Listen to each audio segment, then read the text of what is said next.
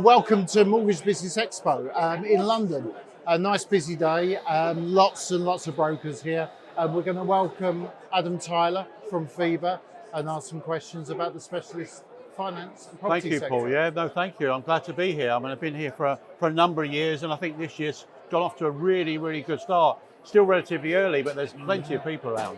Yeah, no, it looks like it's going to be a really good event. Yeah, I think so so. what brings you here anyway? Why is FIba here? We've been here because we're one of the ones who actually started to regenerate the Mortgage Business Expo, wanted to get it going again. Proposed that we actually move the Leeds Expo to Manchester, took our annual conference in there, and hence obviously started to run some of the panel sessions down here in London. In fact, I'm chairing 2 panel sessions today, all about specialist property finance. Fantastic. And in terms of the specialist property finance market, what do you expect the landscape to look like we're now end of 2025, going into 2026? I could sit here and wax lyrical, but I've been involved in it for the last 21 years, so a long, long time. But bringing it really, really up to date. I mean, we saw a big increase, 23 to 24. We saw a 20% increase in specialist property finance lending. And I think I need to sort of perhaps explain what I mean by that. I'm talking about bridging loans, development finance, commercial mortgages, and specialist buy-to-let. That's my specialist world. And we saw a 20% increase, 23 to 24.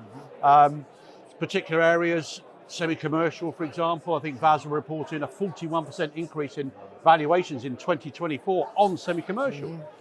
We've also seen the high street banks coming back into the commercial space as well, helping the real specialists. But I think that some of the headline figures that we've seen over the last 20 years is the huge growth in the use of bridging, for example, in the market. That really, really has grown.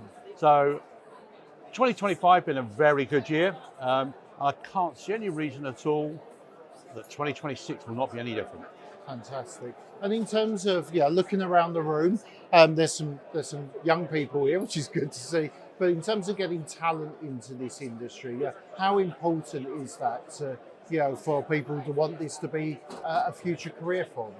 I mean, succession's always been a difficult subject for us because if you go back 20 odd years ago, there was a lot of middle-aged blokes involved in commercial finance, dare I say, and that's how it was. It's been no different. But in the last 10 years or so, we've seen a lot more people coming in, a lot of younger people.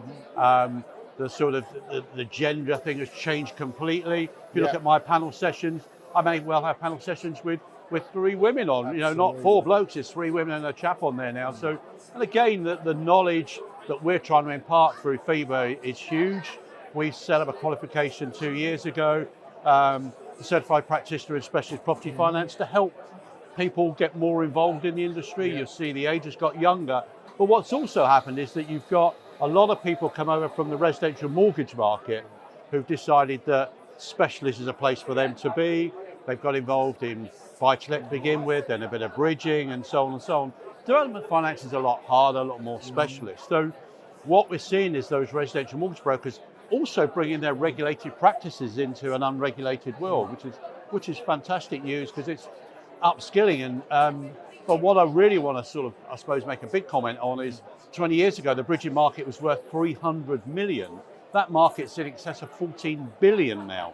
So it's grown hugely over that period of time. New lenders, obviously there's a lot of new lenders sort of coming to market, funding seems to be there. I mean, how does that help sort of customers and obviously the brokers in terms of giving them more choice? There's a lot of liquidity, there's a lot of larger sort of funders out there, warehouse lines that want to fund the bridging market. I remember a lot of the people here, to be honest with you, I've known when they started out with their first loan, they're now running books in excess of 2 billion, big loan books.